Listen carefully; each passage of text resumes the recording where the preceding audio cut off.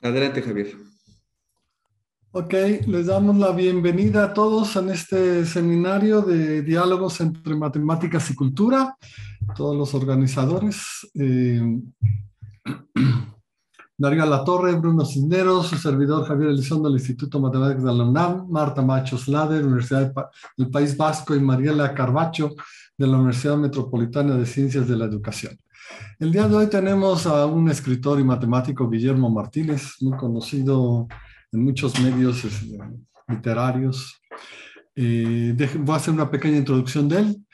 Eh, él reside en Buenos Aires, ¿no? Hizo su doctorado en matemáticas ahí, pasó un tiempo en Oxford, 2 años, y en 82 obtuvo el premio del Fondo Nacional de las Artes con el libro de cuentos Infierno Grande, a su primera novela. Acerca de Roedor, traducida a varios idiomas, le siguieron La mujer del maestro y el ensayo Borges y la matemática. En 2003 publicó Crímenes Imperceptibles, novela traducida a 40 idiomas y llevada al cine por Alex de la Iglesia con el título Los Crímenes de Oxford, el mismo con el que fue publicada en España en 2004 por Destino. En 2007 publicó La muerte lenta de Luciana B., elegida por el Cultural entre los 10 libros de ese año. En 2011 publicó Yo también tuve una novia bisexual. En 2015 ganó el primer premio hispanoamericano de cuento Gabriel García Márquez con Una felicidad repulsiva.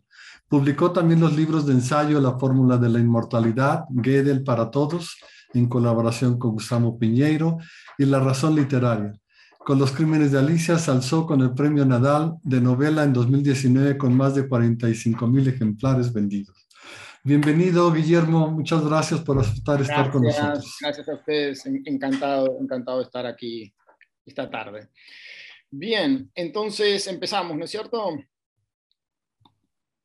Adelante. Eh, la charla será sobre series lógicas y crímenes en serie. Y epa, no me deja. Ahí está. Sí. Bueno, nuestro punto de partida es el cuento La muerte y la brújula de Jorge Luis Borges. Es un cuento bastante fundacional para la literatura argentina, o por lo menos para la literatura policial. Fue publicado por primera vez en Sur y después en su libro Artificios de 1944. Hay dos ideas muy interesantes en este cuento, pero que ya de algún modo tenían también antecedentes en novelas de Agatha Christie. Por ejemplo, la idea de la serie falsa, concebida como una trampa o como un acto de ilusionismo, aparece en la novela de Agatha Christie, El misterio de la guía de ferrocarriles, donde, si ustedes recuerdan, se planea el crimen de alguien con inicial C e inicial del apellido también C, y entonces se forma una serie falsa en la que se matan a personas aleatorias de nombres AA y BB para instalar la idea de la serie. Entonces, esa es una idea que ya estaba en esa novela de Agatha Christie. Y la segunda idea, la penetración del criminal en el razonamiento del detective para manipularlo, aparece también en Asesinatos en el campo de golf, donde el asesino se da cuenta de que el detective Giraud, que es una caricatura de Sherlock Holmes, está en la búsqueda de rastros materiales, huellas, etcétera, y siembra una cantidad de pistas falsas, pero que coinciden con lo que el detective quisiera encontrar.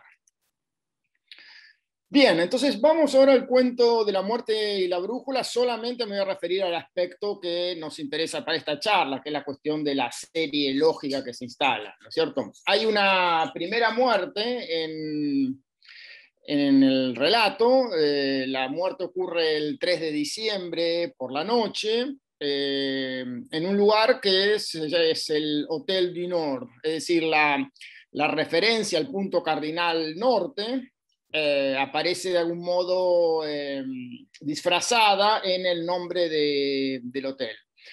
Luego ocurre una segunda muerte, un asesinato en el 3 de enero, o sea, un mes después, otra vez la fecha del 3, otra vez a la noche, y el lugar son los suburbios occidentales de una ciudad de la que no se dice el nombre, pero que por la descripción recuerda a Buenos Aires.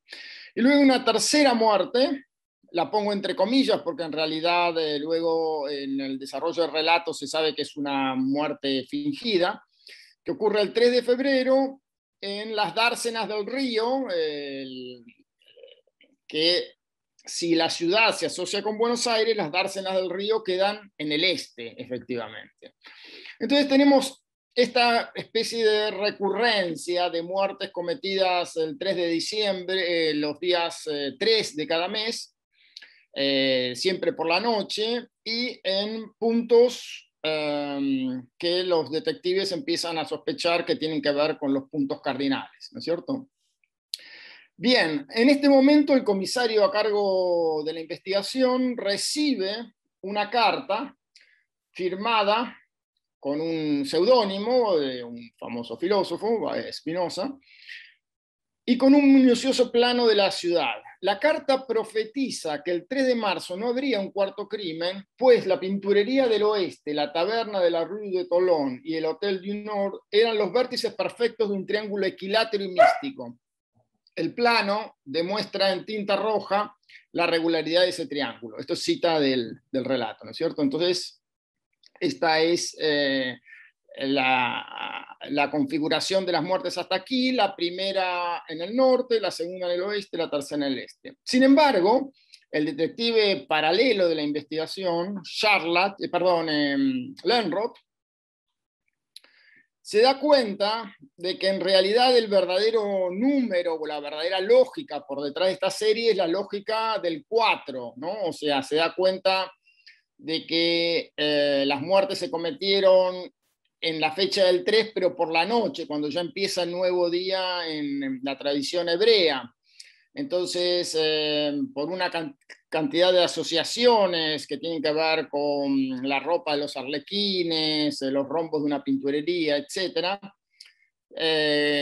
observa, se da cuenta de que hay que ubicar el punto correspondiente al sur de este rombo y que habrá una muerte al mes siguiente, y allí se dirige para evitar esa muerte, ese cuarto asesinato, solo para descubrir que es él la víctima, ¿no? Porque cayó en la trampa de su archirrival, que es un delincuente que se llama Red Charlach, y que se da cuenta Charlach de que Lönnrot está en la búsqueda de una solución que tiene que ver con los puntos cardinales, y fabrica, digamos, la serie afín a aquello que de algún modo Lönnrot quiere encontrar, ¿no?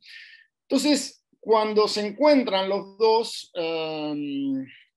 y Charlotte le explica cómo logró atraparlo en su laberinto, antes de recibir el disparo final, Lönnrot le dice, y acá viene, diría yo, el comienzo verdadero de la charla. Lönnrot le dice a Charlotte: en su laberinto sobran 3 líneas, dijo por fin. Yo sé de un laberinto griego que es una línea única, recta. Charlotte, cuando en otro avatar usted me de casa, finja o cometa un crimen en A, luego un segundo crimen en B, a 8 kilómetros de A, luego un tercer crimen en C, a 4 kilómetros de A y de B, a mitad de camino entre los dos. Aguárdeme después en D, a 2 kilómetros de A y de C, de nuevo a mitad de camino. Bueno, ¿en qué pensaba Borges? Borges tenía en mente, y por esto lo de laberinto griego, esta solución. Esto es un dibujo manuscrito que hace Borges entre los papeles mientras escribe La muerte y la brújula.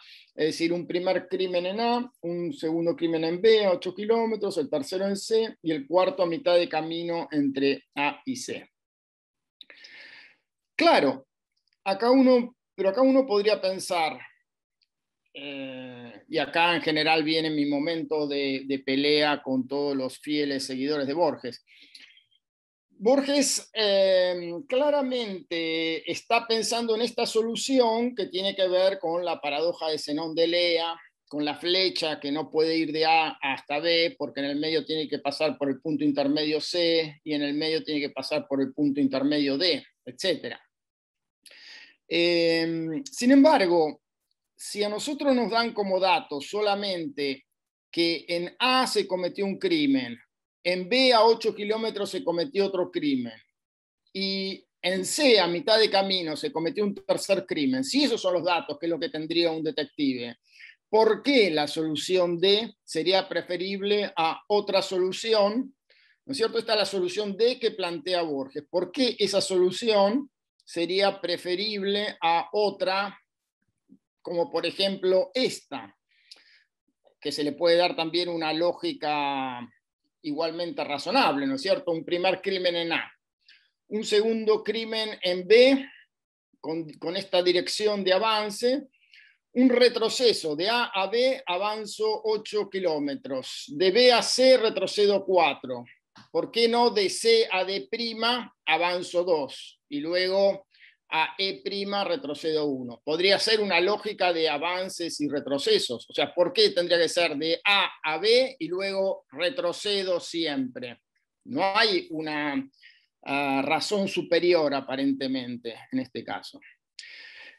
Más aún, fíjense que en el ejemplo inicial de los puntos cardinales, si yo solamente supiera que hay una primera muerte en un punto A, una segunda muerte en un punto B y una tercera muerte en el punto C, si no me dan el contexto de los puntos cardinales, yo podría pensar que soluciones alternativas, como por ejemplo esta, que rodean al punto A, ¿no es cierto? A, B, C, D', E', en una especie de círculo alrededor del punto A, también sería una solución razonable.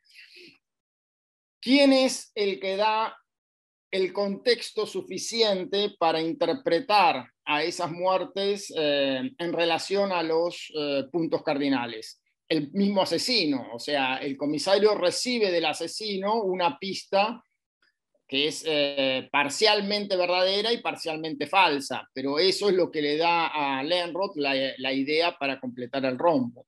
Es decir, que se necesita una información de contexto. Los meros ejemplos de los puntos no alcanzan a determinar la lógica de la serie.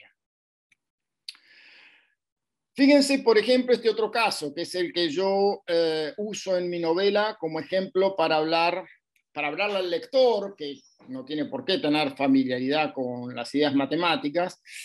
Uso este ejemplo para hablar un poco de la idea de las series lógicas, ¿no es cierto? Entonces, acá tenemos una letra, un símbolo que parece a golpe de vista una M mayúscula, ¿no es cierto? Otro símbolo que es un corazón sobre una línea, y otro símbolo que sería el número 8. Y la pregunta es, bueno, ¿cuál sería el símbolo lógico a continuación? Y acá, curiosamente, también hace falta alguna información más de contexto, es decir, puede haber más de una solución. La solución en la que yo pensaba al explicar, digamos, para explicar esta serie, es la que tiene que ver con las simetrías verticales, ¿no es cierto? La M se puede mirar como un 1 enfrentado al espejo. El corazón sobre la línea se puede mirar como un 2 enfrentado al espejo. El número 8 se puede mirar como el 3 enfrentado al espejo. Entonces, la cuarta figura sería un 4 enfrentado al espejo. Esa es una solución posible. Ahora bien, un lector de mi novela, sin ninguna formación matemática especial, me escribió con la siguiente solución. Bueno, esta es la que acabamos de dar, ¿no es cierto? La otra posible solución que me dio él es la siguiente. Fíjense, él me dice, bueno, la primera figura no encierra ningún espacio. La segunda figura encierra un único espacio. La tercera figura encierra 2 espacios. Quiere decir que cualquier figura que encierre 3 espacios sería una posible solución. Es decir, aquí lo que está usando es la lógica, digamos, de líneas y espacios. Acá estamos usando una lógica de simetrías. Dos tipos de interpretación diferentes. Bien. Ahora uno al comparar las soluciones tiene la sensación, como quizá como matemáticos, de que la primera solución es más apropiada al problema, ¿no? Nos parece, por ejemplo, para la segunda solución, ¿para qué estaría la línea debajo del corazón? Esa línea que es esencial para dibujar el número 2 en la primera solución es totalmente innecesaria para la segunda solución, ¿no es cierto? Entonces, podemos dar algo así como un criterio de elegancia, si se quiere, para preferir quizá la primera solución. Y esto nos lleva a la siguiente pregunta. ¿Habrá una forma de privilegiar una solución a otra en cuanto a la continuación de una serie lógica? Encontrar una solución que sea más económica, más elemental, que use de manera óptima los datos, etcétera, etcétera. Bueno, curiosamente parece que no ese es el caso. Para mostrar esta cuestión, déjenme pensar en una de las series lógicas que aparecen más frecuentemente cuando uno piensa en una sucesión de números. 2, 4, 8, 16, uno casi salta a decir 32, ¿no? O sea, cuando planteo en una charla general cuál es la continuación de esta serie, todos responden inmediatamente 32 y sería casi risible que alguien propusiera 31, ¿no es cierto? Posiblemente en un curso del colegio secundario recibiría un 1 quien propusiera 31. Y sin embargo, fíjense, además parece la solución más elemental, ¿no? Sin embargo, observen que para concluir 32 como continuación, uno debe saber por lo menos multiplicar por 2, algo que se aprende, bueno, en mi época se aprendía quizá en segundo grado, ahora no sé, que quizá en el secundario, ¿no? Depende de los colegios. Pero bueno, veamos. Fíjense esta otra posibilidad. Acá, para conseguir el número 2, trazamos una línea, ¿no es cierto? En un círculo trazamos 2 puntos y la línea que une esos 2 puntos. Para conseguir el número 4, 3 puntos, no necesariamente equidistantes, y encontramos, uniendo los puntos de todas las maneras posibles, encontramos 4 sectores. Para conseguir el número 8, 4 puntos. Para conseguir el número de 16, 5 puntos. Aquí están, ¿no es cierto? Unimos todas las líneas. Bien, esto lo pueden hacer ustedes en su casa para convencerse, porque al principio parece magia, pero cuando intentamos lo mismo con 6 puntos, el resultado es este. Acá están los 6 puntos, acá están todas las líneas que unen los puntos entre sí, y al contar, 1, 2, 3, 4, 5, 6, contamos todos los sectores, y hay solamente 31, no hay 32. Quiere decir que la solución 2, 4, 8, 16 puede ser 32, pero también perfectamente puede ser 31. Más aún, los chicos, para llegar a la solución 31, necesitan menos información matemática que para llegar a la información 32. En algún sentido, la solución 31 es más elemental que la solución 32. ¿Qué ocurre? Estamos acostumbrados, adiestrados desde el colegio para repetir cuando nos dicen 2, 4, 8, 16, quizás porque nos enseñaron primero la tabla del 2, estamos más acostumbrados a saltar al 32 que al 31, pero si en el colegio nos hubieran enseñado a dibujar círculos y a unir puntos entre sí, sin duda hubiéramos saltado quizá antes con la solución 31 y nos parecería tan natural como la solución 32. Y esto todavía es en algún sentido peor, porque una sucesión de números 2, 4, 8 puede continuarse con cualquier número D en realidad. 2, 4, 8 D se le puede dar sentido a una continuación D cualquiera sea el D que uno elija.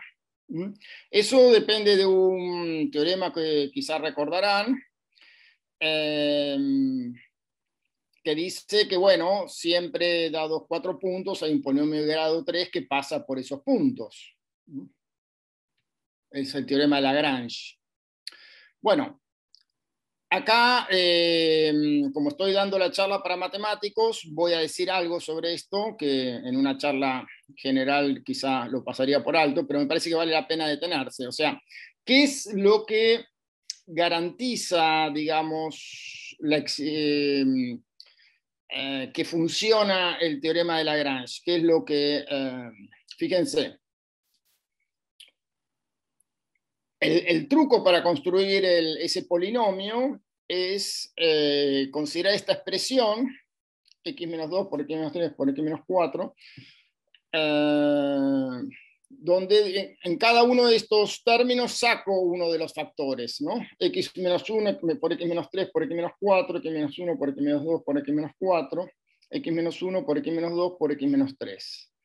Es decir, falta una de los factores en cada uno de los términos, y con esto consigo una expresión que al evaluarla en 1 solo sobrevive el primer término, al evaluarla en 2 solo sobrevive el segundo término, al evaluarla en 3 solo sobrevive el tercer término.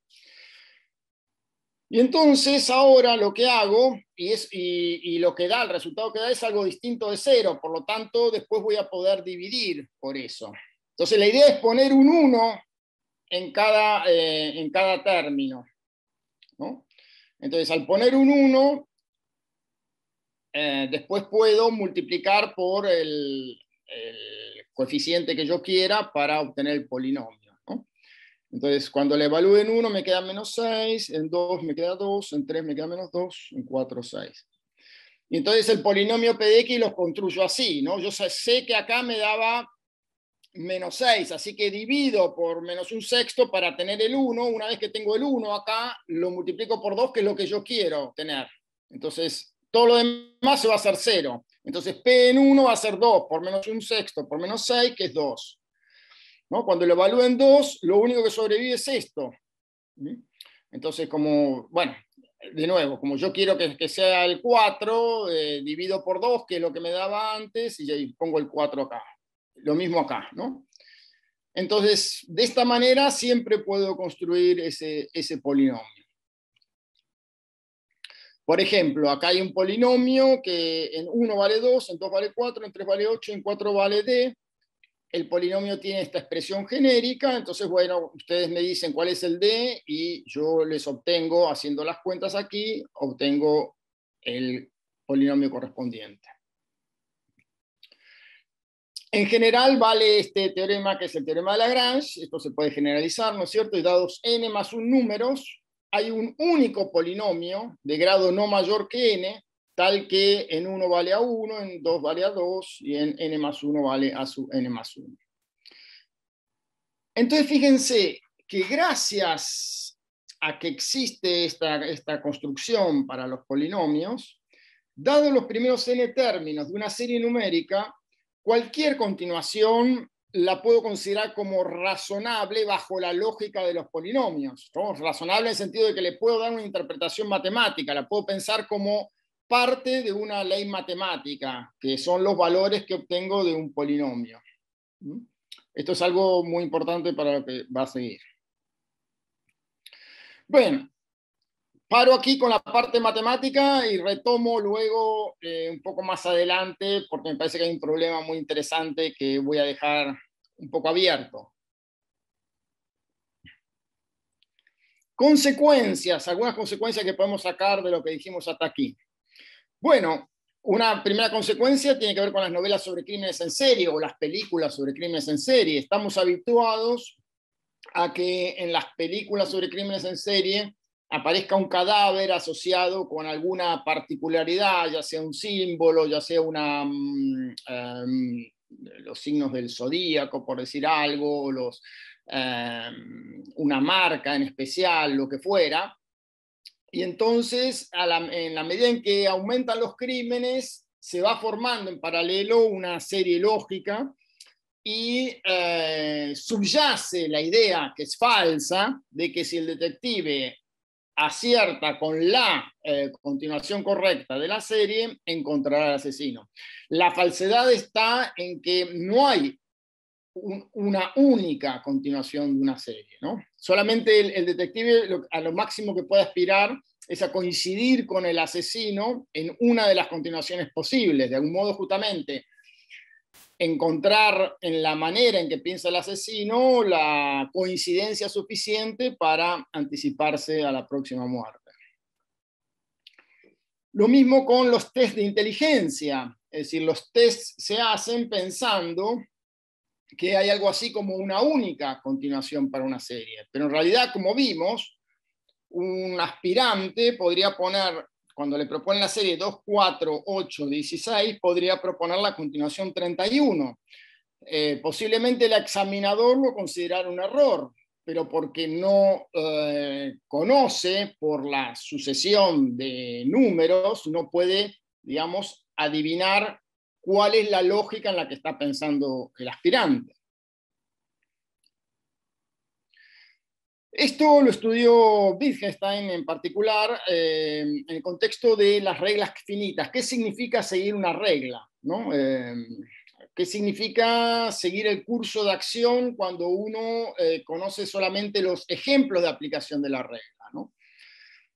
Entonces lo que dice él es que la aplicación de la regla, una cantidad finita de veces, no determina el curso de acción, la manera de aplicarla para la vez siguiente n más 1. Es exactamente lo que decíamos con las series lógicas. La paradoja para Wittgenstein es esta, que una regla no puede determinar ningún curso de acción, porque todo curso de acción puede hacerse concordar con la regla, en el sentido de que la aplicación de una regla nos da la sucesión de ejemplos y a continuación podemos pensar en otra regla que coincida con la anterior en la cantidad de ejemplos que nos han dado, pero que difiera a partir del término siguiente, que es exactamente lo que vimos con las series de números. ¿No es cierto? Si volvemos al ejemplo de la serie 2, 4, 8, 16, yo puedo creer que infiero correctamente la regla de multiplicar por 2 el término anterior. Y mi curso de acción será entonces escribir el número 32. Pero en realidad, tal vez la regla utilizada para obtener estos 4 números fue la de los círculos y sectores, que coincide con la mía en los primeros pasos. Aún si me dijeran que el número siguiente no es 32 sino 31, tampoco podría abstraer cuál es la regla, ¿no? De una manera unívoca, ¿no? Podría abstraer diferentes reglas que coincidieran, pero no podría elegir cuál es la correcta. En general, si obtuvimos resultados R1, R2, hasta Rn con una cierta regla R, no podemos inferir que es verdaderamente la regla R la que tenemos que usar en el siguiente paso, porque podría haber otra R' que coincida con R en los primeros n pasos y que difiera en el paso n más 1.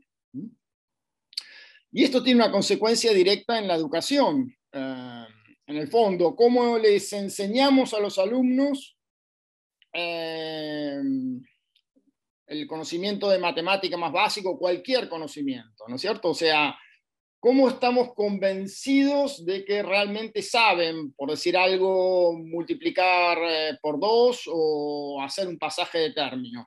¿No es cierto? O sea, los ponemos a prueba una cierta cantidad de veces y si lo que hacen coincide con la regla interna que aplicamos nosotros, consideramos que están aprobados. Entonces, hay algo en la educación que tiene que ver con un juego de lenguaje, lo llamaba Wittgenstein, con un aprobador-reprobador, en donde se logra algo así como una sincronía, que es en el fondo el aprendizaje de una norma. ¿Cómo podemos entonces aprender? ¿Cómo podemos estar seguros de si aprendimos o no una regla? Cuando la cantidad de ejemplos que nos pueden dar o que podemos exhibir en respuesta como prueba de que verdaderamente entendimos no permite inferir cuál es en realidad la regla, ¿no? O sea, ¿cómo saber que estamos hablando de la misma regla? Bueno, Wittgenstein lo explica como un juego del lenguaje, en el que de algún modo hay que salir del plano sintáctico. Los ejemplos no nos permiten decir cuál es la regla que está por detrás. Entonces, eso de algún modo se pone a prueba en este juego de aprobador-reprobador. Y concluye, seguir una regla es análogo a obedecer una norma, a una orden, perdón. Se nos adiestra para ello y se reacciona a ella de determinada manera.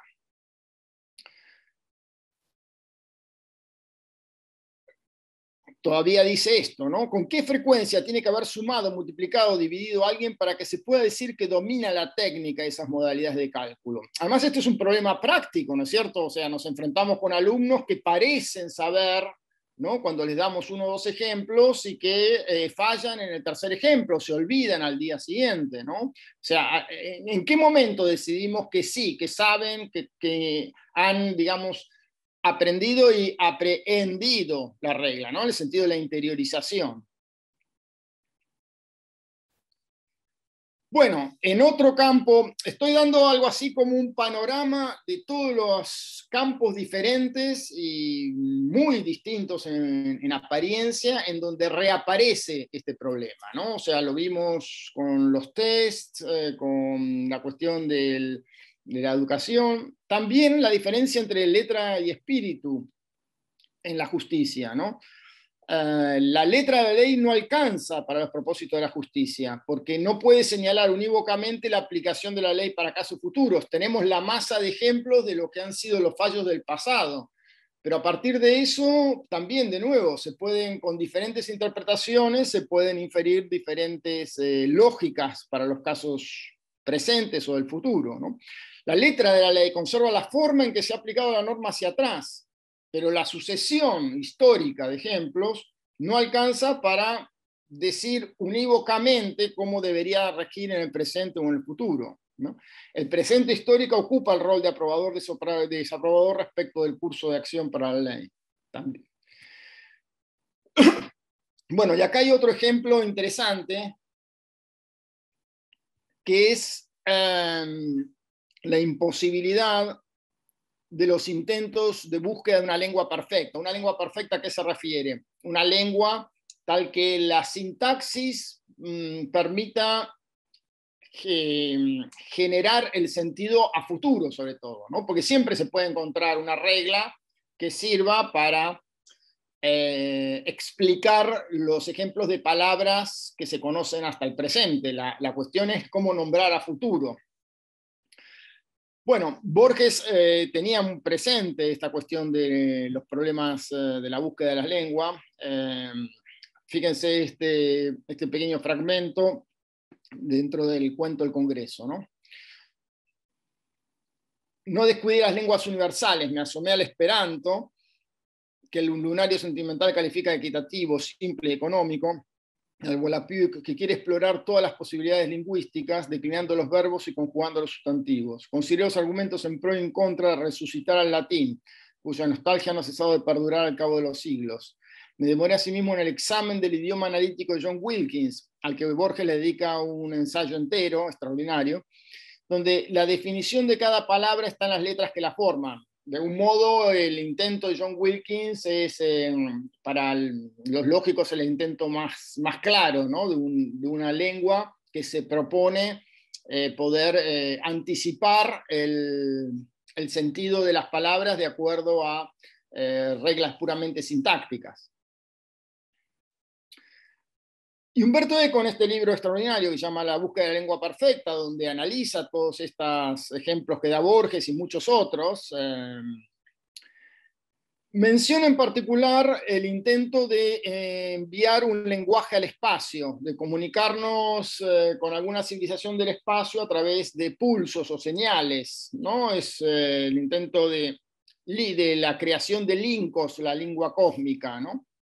Entonces la idea por detrás es lanzar al espacio señales con regularidad, de modo que al intentar comprender la lógica que sigue la forma de expresión que les es transmitida, los alienígenas deberían ser capaces de extrapolar una forma del contenido. Bueno, se dan cuenta que de nuevo acá aparece el mismo problema. O sea, los alienígenas tienen, a partir de una serie de ejemplos que les dan, tienen que poder vislumbrar alguna idea de sentido, pero que además coincida con la nuestra. Acá está el problema. En una primera fase deberían reconocer los números y luego con nuevas señales las operaciones aritméticas y lógicas básicas. Luego aparecen esquemas de preguntas-respuestas, solución de ecuaciones, etc. Es decir, se le quiere impartir a los alienígenas un curso de matemática terrícola, digamos, únicamente a partir de pulsos. Y acá aparecen una cantidad de problemas y Eco observa muy bien que esto presupone un contexto, presupone que los habitantes del espacio deberían seguir algunos criterios lógicos y matemáticos similares a los nuestros, es decir, de nuevo el problema del contexto. Por ejemplo, el principio de identidad o el hábito de considerar constante la regla que se ha inferido por inducción de una multiplicidad de casos, es decir, en qué momento ellos se dan cuenta de que les estamos pidiendo el salto de inducción. Con todas las dificultades que tiene la cuestión de la inducción. El problema de la inducción, entonces. Un ingeniero, un físico y un matemático viajan en tren, entran en Escocia y ven en medio de un campo una oveja negra. Qué curioso, observa el ingeniero. En Escocia las ovejas son negras. No, protesta el físico. En Escocia algunas ovejas son negras. No, no, corrige el matemático con paciencia. En Escocia hay al menos un campo que tiene al menos una oveja cuyo único lado visible desde el tren es negro, ¿no? O sea, el problema de inducción es mucho más agudo para el razonamiento matemático que para los usos cotidianos, ¿no es cierto? O sea, parte del sentido común humano es hacer inducción en muy pocos casos, y mientras que en extremo opuesto para los matemáticos ninguna cantidad de casos es suficiente para hacer la inducción, ¿no es cierto? Bueno, entonces acá venimos a la parte matemática que me interesa comentar y al problema abierto que quisiera dejarles. Vamos a pensar en un juego que tiene que ver con lo que dijimos hasta aquí. Un jugador A desde el planeta Tierra escribe los primeros términos de una serie numérica que muestra como desafío a su adversario, el jugador B extraterrestre, para que establezca una continuación. En un papel que mantiene oculto a la vista de B, escribe la ley que rige la serie en la que él está pensando. El desafío ahora para el jugador B es dar con la continuación que corresponde a esa ley en particular, ¿no es cierto? O sea, una continuación se podría dar de muchas maneras, ya lo dijimos. La cuestión es acertar con la ley en la que está pensando A. Es claro que si el jugador propone los tres primeros términos de la serie, del hecho que el jugador B acierte con el cuarto término, no podría asegurarse que verdaderamente haya inferido la misma ley. Es lo que estamos diciendo desde el principio, ¿no? O sea, tenemos 2, 4, 8, dice A, y el otro puede decir 16, 32, 16, 31. O sea, el tercer término lo acierta y el cuarto no. ¿No? Mientras que A está pensando en la ley de multiplicar por 2, B puede estar pensando en la ley de círculos y sectores y solo se darían cuenta de la discrepancia al llegar al quinto término. Pero en general, para series infinitas, aun si B propusiera una cantidad cualquiera de términos correctos a continuación de los de A, el jugador A no podría estar seguro de que verdaderamente los ejemplos que suministra B provienen de la misma ley y no de otra que coincide con la que él tiene escrita en una cantidad muy grande de términos. Es decir, no se puede jugar este juego ejemplo contra ejemplo, porque nunca estaríamos seguros si el otro conoce verdaderamente la ley que nos permite generar una cantidad infinita de ejemplos. Vamos a ver en un ejemplo que a mí me gusta mucho. Supongamos que el jugador desde la Tierra propone como primeros ejemplos números 2, 3, 5, 7, 8, 11. ¿No? La ley en la que está pensando A es la de los números primos, un emblema de la inteligencia humana. De hecho, es parte de lo que se ha enviado al espacio, ¿no? Secuencia de números primos y los discos de los Beatles. Y ahora supongamos que el jugador B del espacio envía como respuesta 13, 17, 19. Entonces el jugador A asiente con entusiasmo y animará con su continuación 23, 29, 31 al jugador B para que siga proponiendo los siguientes términos. Esto es exactamente lo que ocurre en una novela de Carl Sagan que se llama, creo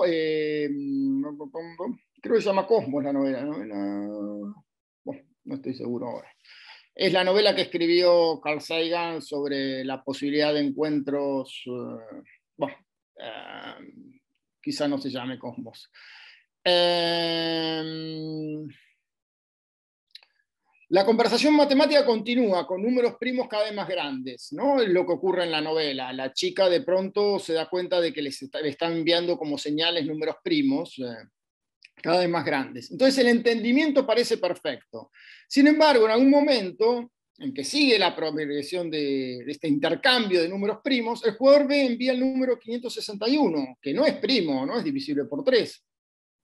El jugador A queda desconcertado y envía un dron espacial para espiar el papel con la ley del jugador B. Y ve que la ley del jugador B es esta. Esto, si lo miran con cuidado, y aquí entre matemáticos, es lo que se llama el enunciado del pequeño teorema de Fermat. ¿No? Los números definidos por esta ley son los llamados pseudoprimos absolutos o números de Carmichael. Y coinciden con los números primos hasta el número 561, que no es primo, pero que verifica esta ley. Las dos leyes, aunque son diferentes, coinciden al principio en una cantidad abrumadora de términos, ¿no? Entonces, esto es el peligro de cotejar ejemplos con ejemplos. Bien, otra aplicación de este mismo problema. Fíjense, esto me hizo este comentario un alumno mío, Rafael Grimson. Dada una sucesión finita de números, no puede reconocerse por la simple inspección de los números si ha sido o no generada al azar. Bueno, esto, de acuerdo a lo que hemos dicho ahora, es más o menos obvio, porque toda sucesión finita, una vez escrita, puede pensarse como generada o causada por un polinomio. Por ejemplo, acá están los 100 lanzamientos en una ruleta de juguete. Pero bien, una vez que llegué al lanzamiento número 100, puedo escribir un polinomio de grado 99 que me genere esta misma sucesión, si pudiera volver en el tiempo, como si realmente fuera obtenida al azar, por la ruleta. Y sin embargo ha sido obtenida por una ley matemática, digamos, precisa, computable, etcétera, etcétera. Bien, esta idea, en el fondo, es la que está detrás del cuento Pierre Menard, autor del Quijote de Borges. Fíjense, cuando Pierre Menard intenta reobtener el Quijote, se refiere a Miguel de Cervantes como su complaciente precursor, ¿no? Entonces dice, mi complaciente precursor, Miguel de Cervantes, no rehusó la colaboración del azar, iba componiendo la obra inmortal un poco a la Diable, llevado por inercias del lenguaje y de la invención. Yo he contraído el misterioso deber de reconstruir literalmente su obra... ¿Qué pasó?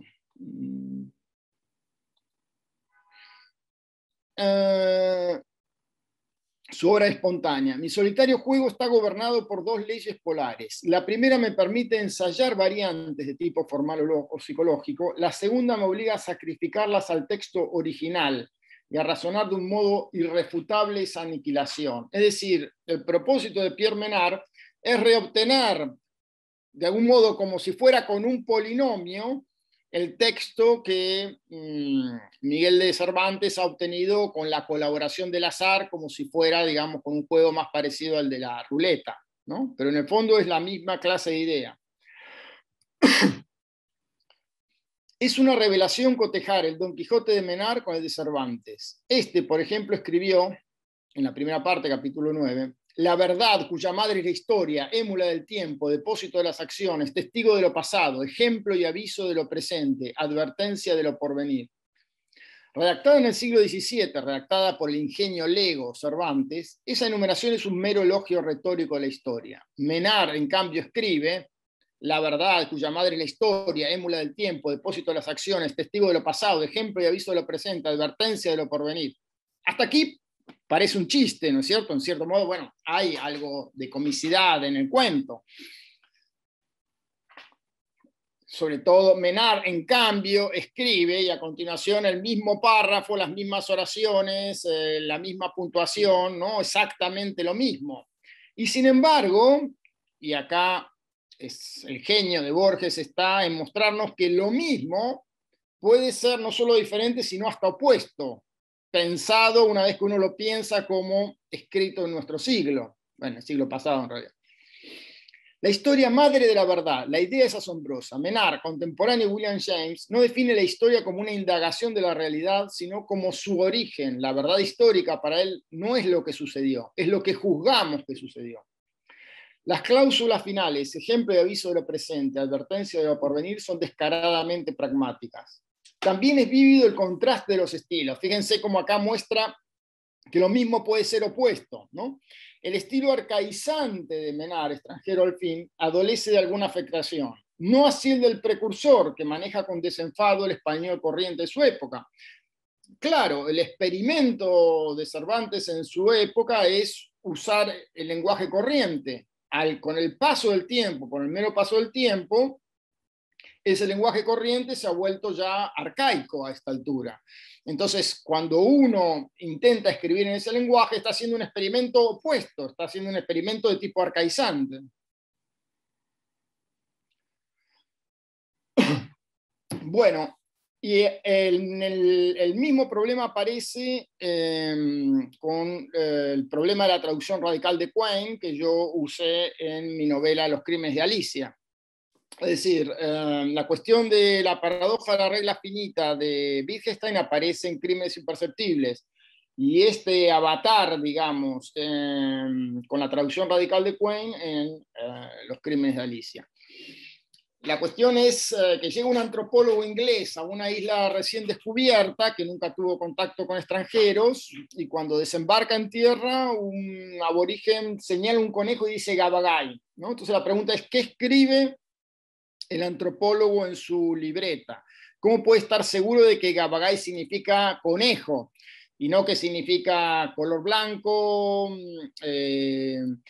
paso raudo, temporada de caza, que Gabagay es el nombre del único conejo que hay en la isla, o al revés, que hay miles y miles de conejos y Gabagay significa conejo blanco a la carrera y hay otro nombre para conejo en el plato, ¿no? Como tenemos la diferencia entre pez y pescado. ¿Cómo saber si Gabagay no es una especie de invocación al paso de un conejo para espantar la mala suerte? ¿Cómo saber si Gabagay no es una deidad a la que el conejo representa de alguna forma extraña? Bien, o sea, entonces el antropólogo se queda en la isla y trata de entender cuáles son las palabras para sí y no, y hace una cantidad de preguntas a los aborígenes. Y cada vez que pasa un conejo, el antropólogo lo señala y dice Gabagay, y los aborígenes le dicen sí, sí, Gabagay, pero el antropólogo no puede estar nunca seguro de que realmente hay una palabra para conejo, ¿no? Piensen en el caso de un extraterrestre que bajara a tierra y cada vez que alguien estornuda escucha que le dicen salud, ¿no es cierto? Podría creer perfectamente que salud es el nombre del estornudo. Bueno, de la misma manera podría ocurrir esto con la palabra Gabagay. Entonces, en el fondo, las preguntas sucesivas, por sí o no, parece que lo aproximan al verdadero significado, pero ese verdadero significado siempre permanece inaccesible, ¿no es cierto? Bien, entonces vamos al problema que les quería comentar. Bueno, hemos visto que el juego de los ejemplos entre A en tierra y B en el espacio exterior podría ser impracticable si lo pensamos como cotejo de ejemplos contra ejemplos, ¿no? Sin embargo, si el lenguaje que fijan los jugadores A y B para escribir las leyes es lo suficientemente preciso y restringido, hay instancias interesantes en que el juego sí es practicable. La unicidad en la escritura de las leyes es la clave. Y esto podría dar unas pistas sobre qué significan los juegos de lenguaje que menciona Wittgenstein y sobre por qué finalmente aprendemos, ¿no? O sea, porque hay que decir que más o menos todos aprendemos la misma tabla del 2. ¿Qué es lo que hace que haya esa convergencia finalmente? Entonces, en una nueva variante del juego, suponemos que el jugador B, en vez de seguir devanando la serie que propone A, lo que como vimos no alcanza, escribe también él, mediante una fórmula, la ley que cree descubrir a partir de los primeros términos que propone A. Y entonces ahora comparamos fórmula con fórmula. A tiene una fórmula y B tiene que idear también a su vez otra fórmula. Y comparamos fórmula con fórmula. Entonces la intención con esta variante del juego es la de sustituir el problema de comparar dos series infinitas por el de comparar dos expresiones sintácticas finitas, que son las fórmulas que determinan esas series. Acá cuando hablo de fórmula es en el fondo cualquier texto finito de letras y símbolos conocidos y convenidos por los dos jugadores. Emitimos una notación ad hoc para el juego, una ecuación matemática, una fórmula en un lenguaje formal, un programa. Lo importante en todo caso es que siempre sea algo finito, algún fragmento de texto finito que pueda compararse en una cantidad finita de tiempo, ¿no? Pero bueno, ¿esto resuelve el problema del todo? No. Basta pensar esto. Suponemos que A propone otra vez inicialmente, como al principio, 2, 3, 5, 7, 8, 2, 3, 5, 7, 11, pero escribe para sí la ley, un número n está en la serie, si n divide a n-1 factorial más 1, donde n-1 factorial, por supuesto, es el producto de los primeros n-1 números. Los matemáticos habrán advertido inmediatamente que este es el enunciado del teorema de Wilson.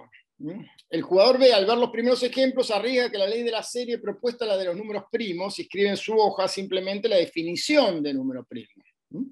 Con esta simple definición, B acierta cada vez los siguientes términos, 13, 17, 19. En algún momento, después de cotejar cientos de términos, se muestran las fórmulas, pero comprueban con sorpresa que las leyes en las que estaban pensando son muy distintas entre sí, ¿no? Parecen recurrir a propiedades y operaciones diferentes. Y es claro para A y B que sería necesario dar una demostración de que las leyes son equivalentes antes de concluir que las series resultantes coincidirán en todos los casos. Entonces, esto nos lleva al problema, o sea, cambiar el juego por fórmulas nos lleva al problema de si podemos probar que las fórmulas que cada uno exhibe son equivalentes entre sí. En este caso particular esa demostración existe, es el teorema de Wilson, pero la equivalencia entre las dos leyes incluso no parece suficiente para concluir que B acertó con la ley en la que pensaba, ¿no es cierto? Porque son ya tan diferentes entre sí las leyes. Ya estaríamos dispuestos a decir que el teorema de Wilson es lo mismo que la definición de número primo. Me parece que desde el punto de vista semántico, no. Son equivalentes, pero no son lo mismo. En general, decidir entonces si las fórmulas propuestas por A y B determinan la misma sucesión puede llevar a la cuestión otra vez al principio, a la necesidad de ganar una serie infinita. En efecto, si el jugador A no estuviera convencido de la equivalencia y quisiera refutar la fórmula propuesta por el jugador B, se vería obligado a extender las dos series tanto como fuera necesario hasta encontrar un término que verificara una de las leyes y no la otra. Entonces recaemos en un proceso potencialmente infinito, en que los dos jugadores pueden estar suspendidos indefinidamente sin encontrar ni la demostración que pruebe que las fórmulas exhibidas son equivalentes, ni el contraejemplo que pruebe que no lo son. Una situación muy conocida por los matemáticos, cuando uno trata de demostrar un teorema. Finalmente vamos a una instancia en que el juego sí es posible. Fíjense, si restringimos suficientemente la noción de ley que puede ser formulada por los jugadores, el juego sí tiene algunas instancias posibles. Por ejemplo, si los jugadores acuerdan que las leyes formuladas solo pueden estar escritas bajo la forma de un polinomio.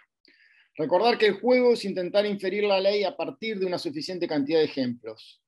Entonces recordamos otra vez el teorema de Lagrange, y aquí lo que hacemos énfasis es que el teorema también muestra que hay un único polinomio, tal que pasa por estos n más 1 puntos, ¿no? Dados n más 1 números, hay un único polinomio. Esa cuestión de la unicidad es crítica para lo que vamos a hacer. Ahora sí el juego tiene solución, ¿no? El jugador A piensa en una serie de números que, dados por un polinomio P. Como está dado por un polinomio, tendrá un cierto grado n ese polinomio. Y escribe los dos primeros términos de la sucesión. El jugador B en el primer intento escribe el único polinomio de grado 1 que permite obtener en 1 y 2 los términos propuestos por A. Si este no es el polinomio en que ha pensado A, le toca al jugador A mostrar un tercer número donde se revele la discrepancia.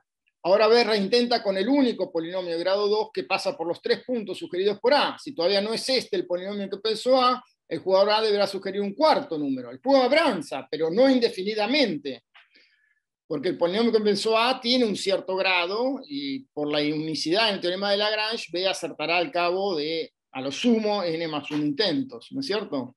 Entonces acá hay una instancia en donde el juego sí se puede jugar.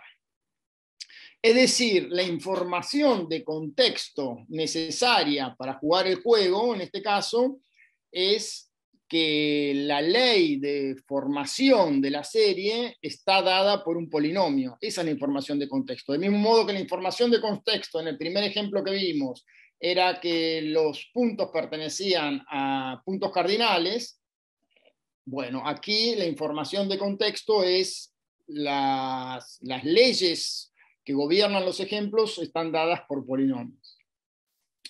Para pensar a futuro, y con esto ya casi termino, ¿cuáles deberían ser, este es el problema abierto, las condiciones de un lenguaje y la expresión de las leyes en ese lenguaje para que el juego sea posible? Esto equivale a preguntarse, ¿cuál es el mínimo contexto que es necesario agregar a la sintaxis para que a partir de suficientes ejemplos pueda inferirse y comunicarse inequívocamente una regla o interpretación? Entonces la pregunta es, bueno, sabemos que con los ejemplos solos no tenemos continuación única, interpretación única, etcétera, ¿no? O sea, con solamente la parte sintáctica no nos alcanza. Ahora, sintaxis más cuánto de contexto nos permiten llegar a una interpretación única. ¿Cuál es la clave, ¿no? En términos de Shannon. Shannon dice, el mensaje mejor codificado es apenas un ruido ininteligible, a menos que uno tenga de antemano la clave del cifrado. Y acá hay una observación para matemáticos que puede ser interesante. Yo hablé de los polinomios de Lagrange, pero en esto que estamos diciendo, el teorema de Lagrange juega exactamente el mismo papel que el teorema chino del resto, en la demostración de Gödel del teorema de incompletitud. Es decir, en el teorema de Gödel se necesita codificar qué es una n-upla, ¿no? Y gracias al teorema chino del resto, se puede codificar en términos de la suma y el producto la noción de n-upla. Y eso es exactamente, si ustedes lo piensan bien, lo que logra el teorema de Lagrange, ¿no es cierto? Darle a n puntos, darle como el significado de una n-upla, en el sentido de que son los valores que toma un polinomio de grado n para 1, 2, 3, hasta n-1, ¿no? Entonces, si yo siguiera en el mundo de la matemática, le daría, por ejemplo, a un estudiante de posgrado la tarea de encontrar en distintas teorías matemáticas exactamente el equivalente del teorema chino del resto o del teorema de Lagrange, que tiene que ver con una idea de partición de la unidad, ¿no? Creo yo, esta posibilidad de poder tener una sucesión de términos en donde uno pueda dejar que un término valga 1 y todos los demás términos valgan 0. Si uno tiene ese truco matemático, puede codificar la noción de sucesión. Si tiene la noción de sucesión, tiene ya el germen de una interpretación, de una semántica. Es decir, la semántica, desde la sintaxis, para mí tiene que ver con la posibilidad de construir algo en fórmulas que sea o el teorema chino del resto o los polinomios de Lagrange o algún tipo de artilugio algebraico similar. Bien. Finalmente, ¿cuál es el leitmotiv que recorre por detrás estos ejemplos? Desde la imposibilidad de fijar una única continuación para una serie hasta la de transmitir un lenguaje, desde la paradoja de Wittgenstein hasta la tensión entre letra y espíritu en la aplicación de la ley. En el fondo, todos los casos que consideramos pueden verse como parte de una cuestión más general que es la insuficiencia de la sintaxis respecto a la interpretación, ¿no? O sea, ningún conjunto de operaciones sintácticas, de reglas escritas, puede dotarse a sí mismo de una interpretación única e inequívoca. Falta algo más. El matemático esforzado propone sus series en un lenguaje lo más ceñido y riguroso posible, y el escritor optimista dispone las suyas, porque las narraciones son también series en busca de sentido, con metáforas lujosas, con gradaciones en la trama, con giros dramáticos, en un lenguaje que cree lo suficientemente expresivo. Pero ni uno ni el otro están a salvo de un Pierre Menard que al recorrer los símbolos decide interpretar lo mismo como absolutamente distinto. Muy bien, esto es todo, amigos. Muchas gracias por la paciencia.